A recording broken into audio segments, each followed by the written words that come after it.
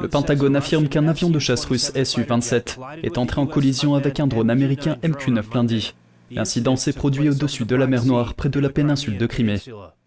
À environ 7h03, heure d'Europe centrale, l'un des Su-27 russes a heurté l'hélice du MQ-9, obligeant les forces américaines à abattre le MQ-9 dans les eaux internationales. Plusieurs fois avant la collision, le Su-27 a largué du carburant et a volé devant le MQ-9 de manière imprudente et non professionnelle. Le Pentagone a déclaré que le drone américain effectuait une mission de routine de renseignement, de surveillance et de reconnaissance. Il a souligné que les avions militaires américains surveillent régulièrement l'Europe pour renforcer la défense collective.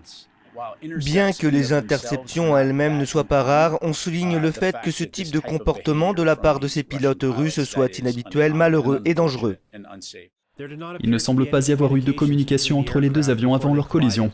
Le Pentagone a déclaré qu'il pensait que l'avion russe avait également été endommagé, mais qu'il avait pu atterrir. La Russie, quant à elle, a nié que son avion de chasse ait touché le drone américain ou qu'il ait utilisé des armes. Le ministère russe de la Défense a déclaré dans un communiqué que les avions de combat russes avaient intercepté le drone parce qu'il volait près de la Crimée. Ils ont affirmé que le drone américain avait violé les normes internationales en gardant ses transpondeurs éteints et que le drone s'était écrasé de lui-même à la suite d'une manœuvre brusque. Le département d'État américain a convoqué l'ambassadeur russe aux États-Unis à la suite de cet incident.